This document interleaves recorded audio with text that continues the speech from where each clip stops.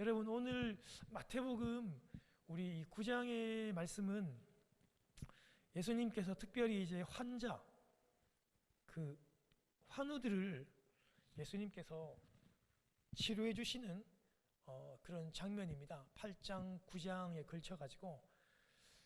근데 그 예수님께서 환자들을 다 고쳐주면 참 좋으실 텐데 예수님이 그렇게 못하실 형편이었어요.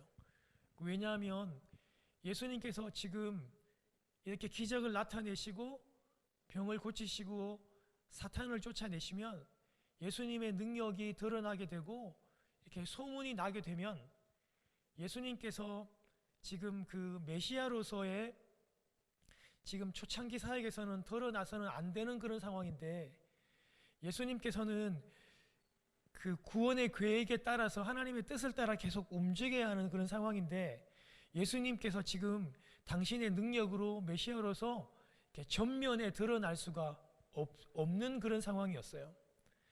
그럼에도 불구하고 예수님은 계속해서 자기를 따라와서 고쳐달라고 그리고 도와달라고 얘기하는 그 병자들의 그 간구를 예수님께서는 이렇게 뿌리칠 수가 없었던 거예요.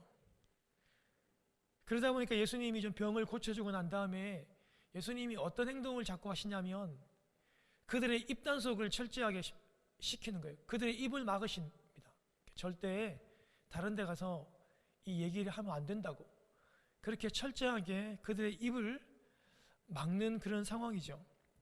그러면서 우리 예수님께서 그 당신의 그 하나님의 마음으로 이 안타까운 이 병자를 바라보는 그 마음들, 그 목자가 없는 그 양들, 여러분 얼마나 위험하고 얼마나 비참하고 부모 없는 자식 같은 그 예수 그리스도께서 그 군중들을, 그 환자들을 바라보시는 그 마음들을 우리가 함께 좀 같이 느끼기를 원하고요. 또 한 가지는 그런 상황 가운데서도 예수 그리스도로부터 고침을 받았던 이 모든 사람들은요, 상황 가운데서 안주하는 사람들이 아니었습니다. 그런 장애물들을, 그런 어려움들을 다 이렇게 뛰어넘는, 헤치고 나가는 그런 사람들이었다는 것을 우리는 살펴볼 수가 있습니다. 오늘 우리 마태복음 8장, 9장을 보면요, 예수님의 그 병고침의 사역, 여러분 우리 큐티하면 살펴봤잖아요, 그렇죠? 제일 처음에 여러분 그 중풍병자가 나오잖아요. 중풍병자의 예수님께서 그 죄를 고쳐주시고 그 친구들의 믿음을 보시고 그 죄를 또 그 병을 낫게 해주시는 거라든지, 아니면 관리죠, 그렇죠? 그 회당장의 야이로의 딸이었던 딸을 고쳐주시고, 여러분 그 유명한 달리다쿰, 여러분이 진짜 노래로도 유명하죠, 그렇죠? 찬양으로도 유명하죠. 그 회당장의 딸을 살리시는 사건, 그 다음에 여러분 그 혈루증 걸린 그 여인을 고쳐주시는 그 사건, 그리고 오늘 본문에 나왔던 이 두 맹인의 눈을 고쳐주시는 그 기적들이 8장과 9장에 나와 있습니다. 여러분 이 내용들은 저희들이 좀 잘 아는 내용들입니다. 많이 들어왔고 친숙한 본문인데요. 여러분 이 내용들을 통해서 우리가 오늘 주님의 그 심정과 그 병자들이 예수 그리스도를 간절하게 그 따라갔던 그 마음들을 우리가 함께 살펴보기를 원하는 것입니다. 여러분, 먼저 그 중풍병자의 예수님께서 죄를 사해 주시고 그 다음에 그 병을 사해 주시는 사건입니다. 여러분 2000년 전 말할 것도 없고 오늘날도 여러분 이 중풍병은 대단히 위중한 병입니다. 여러분 제가 한국에 서울에 사역할 때 제가 여러분 이 그 앞면이 이렇게 오른쪽에서 왼쪽으로 돌아가는, 여러분 이게 그 구안화사입니다. 구안화사. 이렇게 스트레스를 많이 받으면 입이 돌아가요. 여러분 그런 경험 다 있습니까? 한 번쯤 있었어요? 그런데 이 증세가 그 중풍이 온 증세랑 굉장히 비슷해요. 그래가지고 교회 내에서 이 젊은 부교육자가 풍이 왔다고, 이제 이 사모님하고 애들도 어린데 큰일 났다고, 사모님 불쌍해서 어떻게 하냐고, 이 아이들이 이제 초등학교 1학년 2학년짜리들이 불쌍해서 어떻게 하냐고 막 이렇게 막 소문이 돌았어요. 근데 여러분이 그 중풍이 이렇게 그 혈관이 터지거나 하여튼 여러 가지 일들을 통해서 중풍이 오면 오늘날도 완치가 거의 불가능합니다. 아주 큰 후유증을 남기게 되죠. 그러니까 2000년 전은 말할 것도 없습니다. 아주 어려운 병입니다. 그런데 여러분, 이 병을 고치시는 사건에서 예수님의 그 병고침과 그 귀신을 쫓아내는 능력들이 막 소문이 났어요. 계속해서 예수님 막으셔도. 근데 그 인기가 하늘을 찌르다 보니까 소문은 나고 사람들이 예수님께 고침을 받으려고, 여러분 오늘 본문은 아주 간단하게 기록하고 있는데 누가복음이나 마가복음에 보면 예수님 그 앞에 가려면은 그 발 디딜 틈이 없어요. 완전히 그 인산인해를 이루는 그런 풍경들이 발견이 됩니다. 그런데 이 소문을 들은 친구들이었든지 아니면 가족들이었든지 지인들이 한 4명이 이 중풍 환자를 들것에 들고 예수님한테 가기를 원했던 겁니다. 여러분 생각해 보세요. 발 디딜 틈이 없어서 그냥 건강한 사람도 예수님 앞에 가는 것이 거의 불가능합니다. 그런데 그 환자를 들것에 이렇게 들고 예수님한테 간다는 것은, 이거는 제가 볼 때는 거의 불가능해요. 이거는 아마 엄마, 아버지, 형제들도 아마 거의 불가능할 것 같아요. 사람이 너무 많아요. 아마 우리 같으면은 그런 상황들을 보고 거의 다 포기합니다. 야, 너무 힘들다.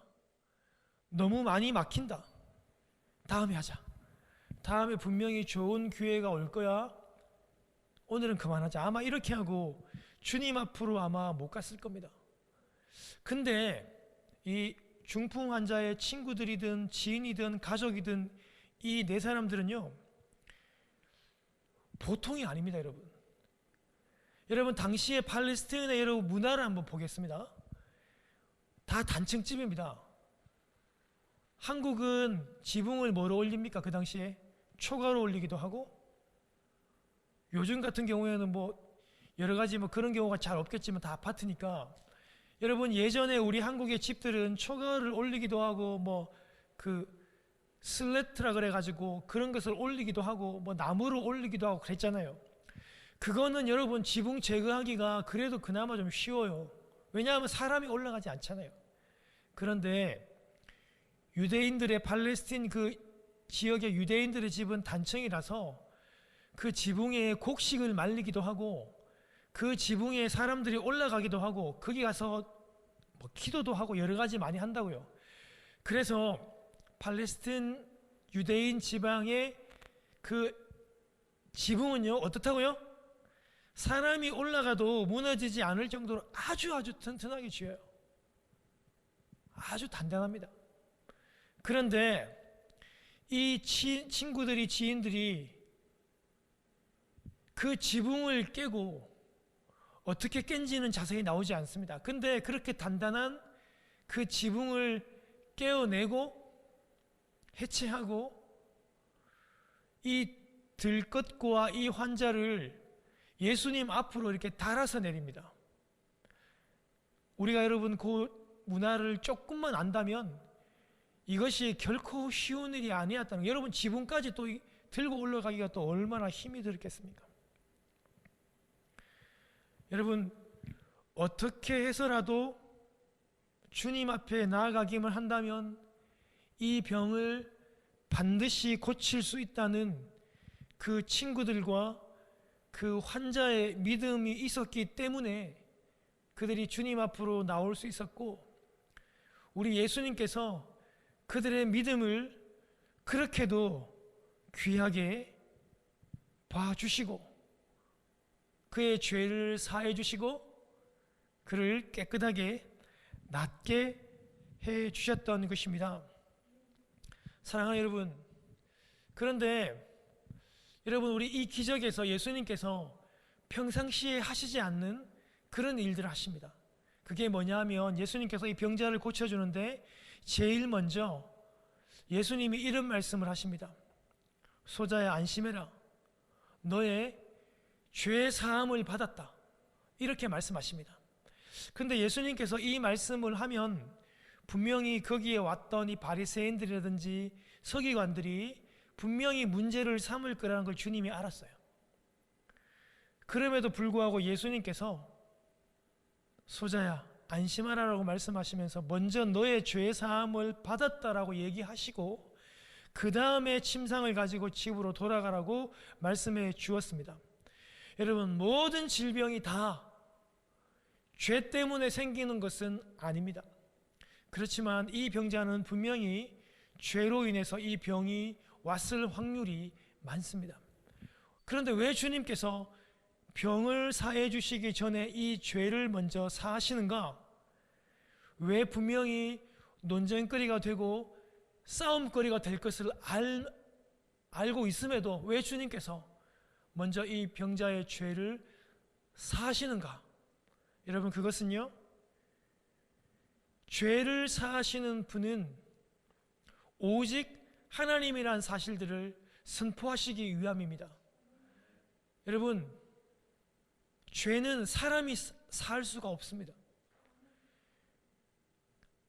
예수님은 이런 모든 병을 낫게 하고 기적을 행하시는데 뭐 어떻게 하다 보니까, 그냥 우연히 뭐 어떻게 하다 보니까 세상 사람들 말처럼 무슨 재수로 되는 게 아니라 주님은 메시아로서, 하나님으로서 이 병을, 이 기적을 낫게 한다는 것을 분명히 선포하시고 반대하는 그 종교 지도자들에게 가르쳐주고 있는 것입니다.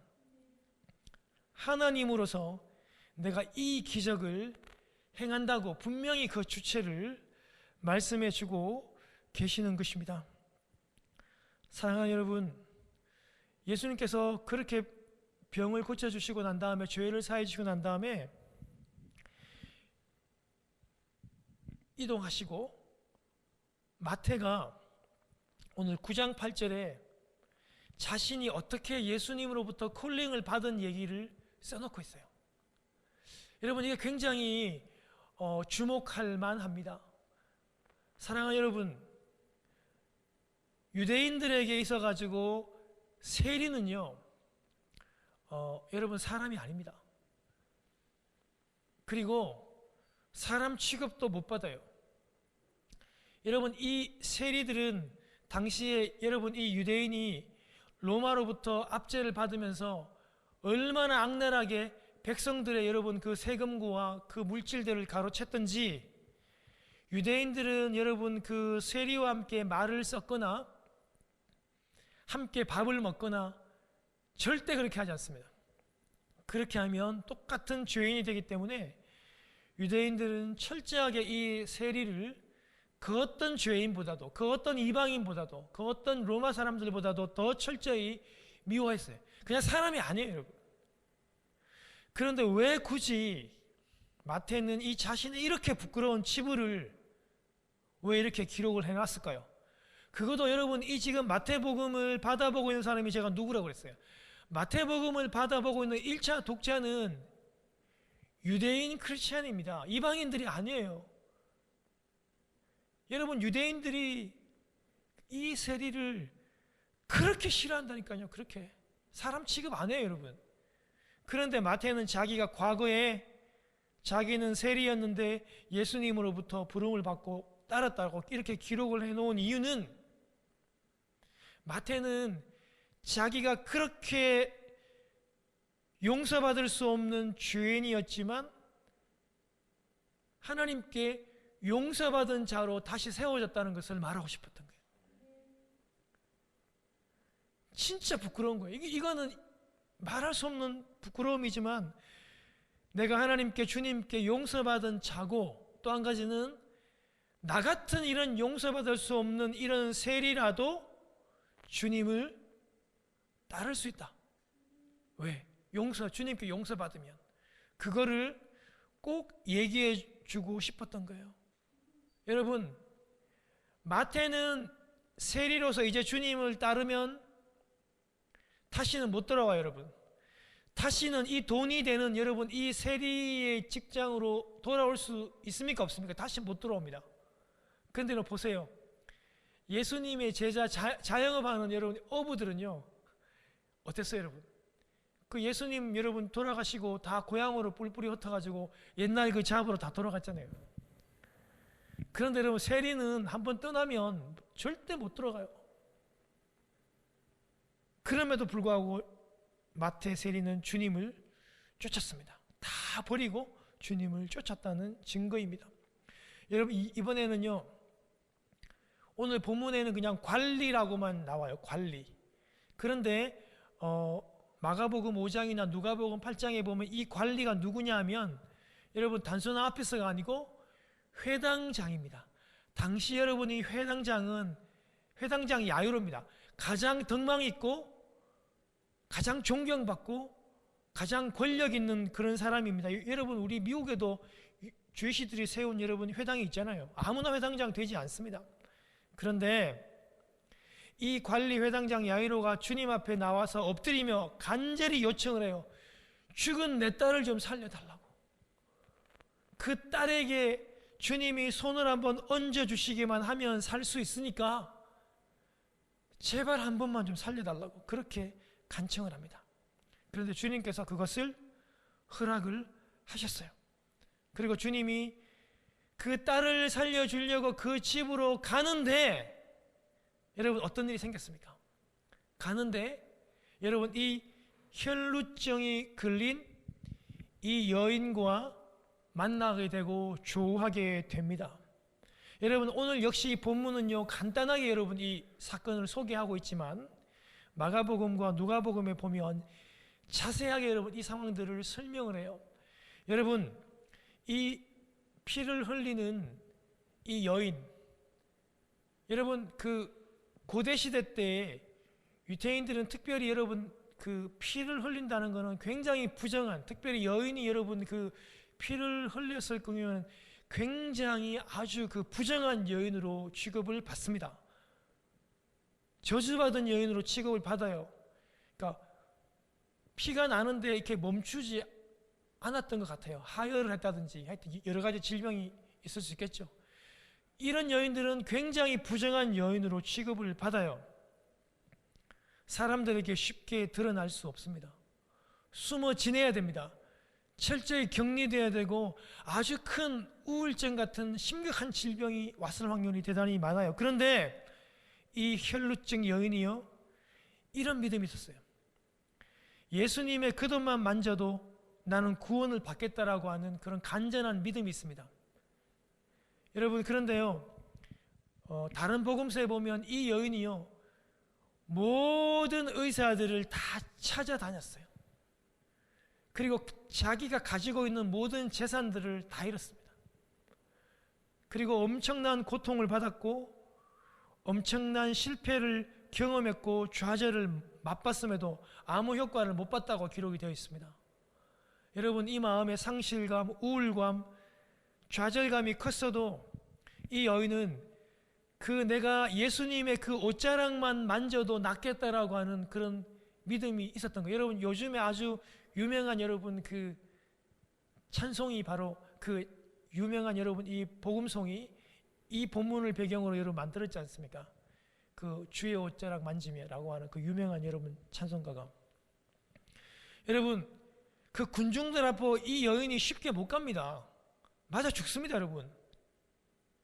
그런데 이 여인이 그 확실하고 간절한 그 소망, 예수님의 그 옷자락에 내가 손을 대기만 해도 낫겠다는 그 믿음으로 맞아 죽을 각오하고 예수님 그 군중 속을 뚫고 예수님한테 나아가서 그 옷자락에 손을 대는 겁니다.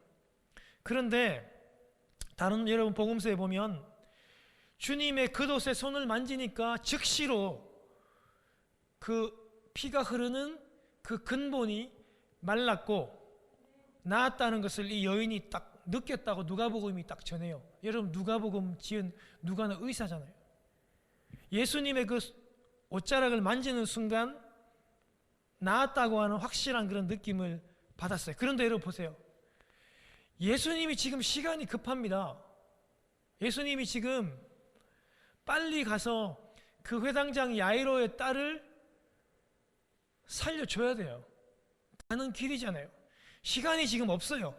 그런데 예수님께서 굳이 뒤를 돌아서 이 여인의 이름을 불러주고 말을 걸어보고 확인을 해 주시는 것입니다. 예수님은 지금 분명한 목표가 있었어요. 빨리 가야 돼요. 지금 촌각을 다투는 지금 굉장히 급박한 시간인데도 불구하고 예수님이 이렇게 말합니다. 누가 내 옷에 손을 대었느냐? 누가 내 옷에 손을 대었느냐라고 말씀하시고 그 여인을 여러분 이렇게 세우고 불러내십니다. 여러분, 왜 이렇게 주님이 하실까요?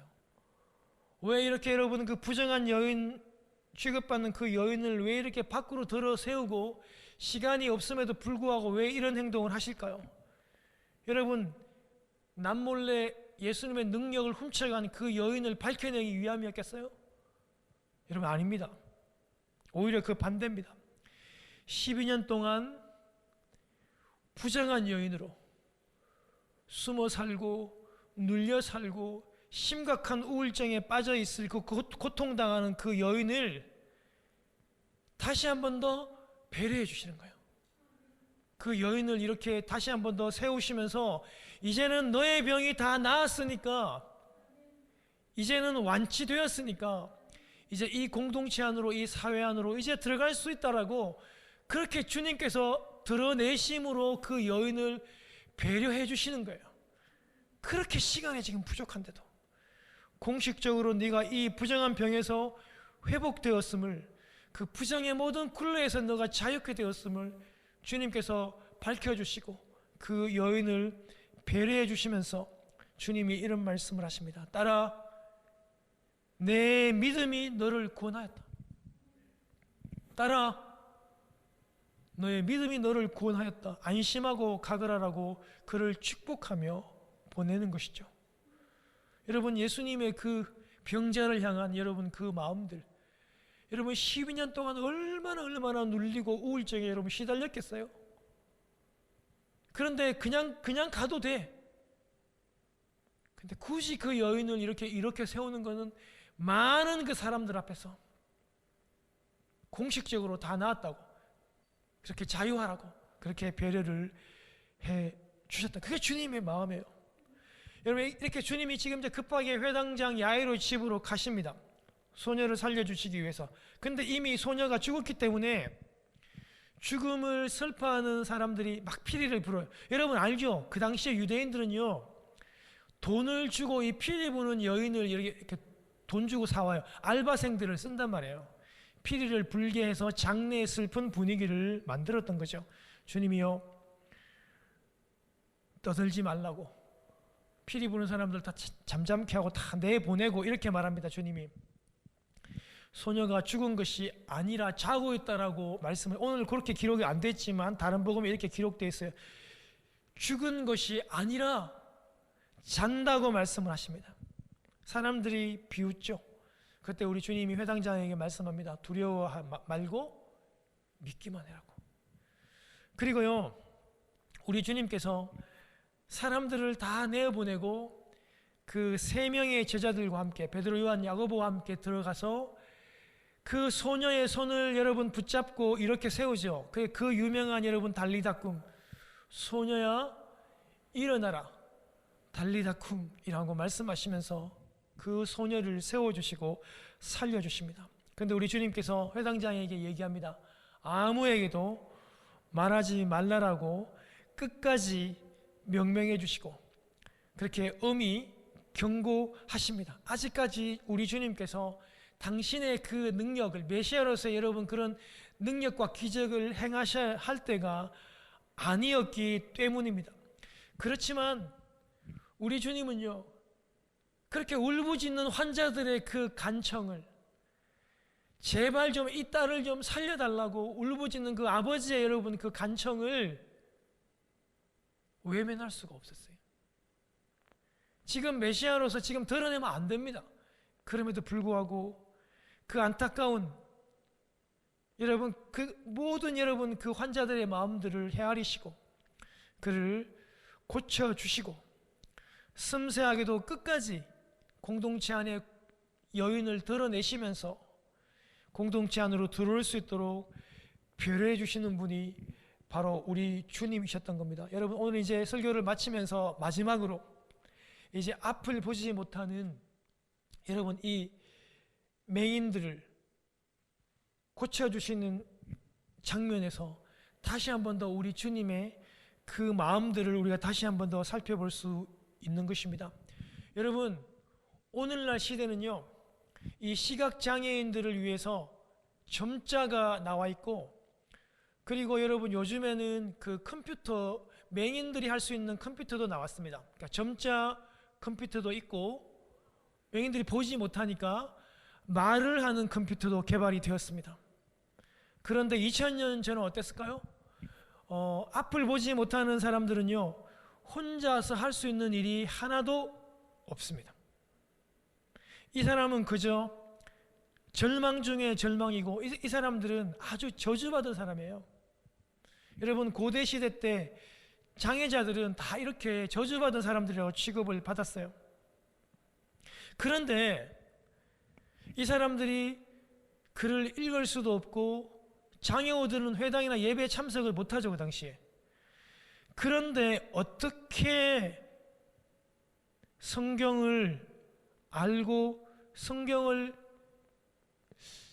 어떻게 여러분 읽지는 못했을 텐데, 어떻게 여러분 이 다윗의 자손 예수여 우리를 불쌍히 여겨달라고, 어떻게 다윗의 자손이 예수이신지, 다윗의 자손이 메시아인지 이 사실을 이 맹인들이 어떻게 알았는지 그들은 알고 있었어요.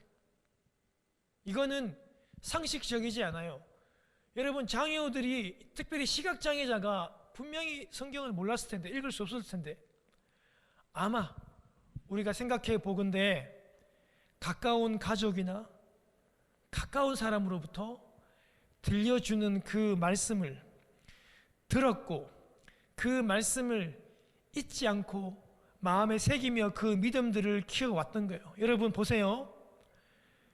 다윗의 자손 그 메시아에 대해서 이사야 61장이 얘기하는, 메시아가 오시면 그 눈먼 자가 보게 될 것이라고 하는 그 말씀을 여러분 이 맹인들이 딱 듣고 기억을 했던 거예요. 그걸 믿었던 거예요, 여러분. 여러분, 다 눈뜬 자들은 지금 예수님이 메시아가 왔다고 얘기해도 다 안 믿잖아요, 지금. 여러분, 종교 지도자들은 이 구약을 다 외우잖아요. 그런데도 못 깨달았는데, 여러분 이 시각장애자는요, 눈이 멀어도 들려주는 그 말씀을 통해서 메시아가 오면 눈먼 자가 다시 보게 될 것이다, 그 메시아는 다윗의 자손으로부터 온다는 사실들을 믿고 확실하면서 다윗의 자손 예수여라고 부르면서 예수님을 따라왔어요. 여러분, 마태복음 20장에 보면요, 또 맹인들이 나오는데요, 다윗의 자손 예수여라고 크게 부르면서 예수님을 따라왔다가 군중들과 무리들에게 아주 많이 혼이 납니다. 조용히 안 해? 이것들이 말이야. 이 저주받은 것들이 엄청 혼을 내요. 여러분, 세상은 그렇습니다. 세상은요, 이런 장애우들을 위해서, 앞을 못 보는 사람들을 위해서 내가 발이 되어줄게, 내가 예수님께 인도해줄게, 이렇게 얘기하지 않습니다. 아무 관심도 없어요. 시끄럽다고, 조용히 안 하냐고. 여러분, 그게 세상입니다. 세상은 철저히 외면하죠. 꾸짖죠. 그럼에도 불구하고 여러분, 이 맹인들이요, 예수님을 다윗의 자손 예수요, 우리를 불쌍히 여겨달라고 그렇게 따라갑니다. 여러분, 그런데요, 우리 예수님이요, 선뜻 나서가지고 안 고쳐져요. 예수님이 집 안으로 피해버립니다.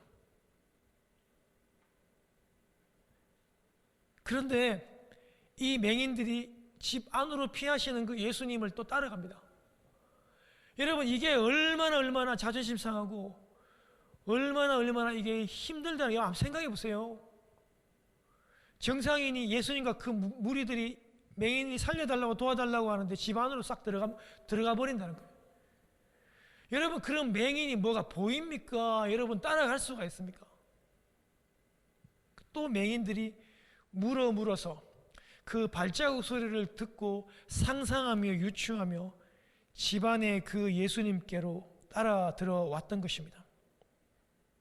그제서야 우리 주님께서 그 맹인들에게 이렇게 말씀을 하십니다. 그의 믿음을 보고 너희는 내가 이 일을 할 수 있다고 믿느냐? 맹인들이 그렇게 대답을 하죠. 예, 주님, 저희들은 믿습니다. 그렇게 대답을 하시니까 우리 주님께서 그 손으로 그 눈을 대시고 만지시면서 너희 믿음대로 될지어다.